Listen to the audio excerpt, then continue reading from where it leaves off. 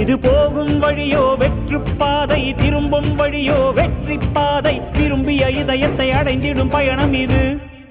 கடல் தாண்டும் பறவைக்கெல்லாம் வழியில் மரங்கள் கிடையாது, ஆனாலும் கண்டம் தாண்டும் சிறகுகள் வலிக்காது. மலையேறும் எறும்பின் கால்கள் வெயிலை மிதித்து உடையாது, மனதோடு காதல் வந்தால் மனிதா தடையேது.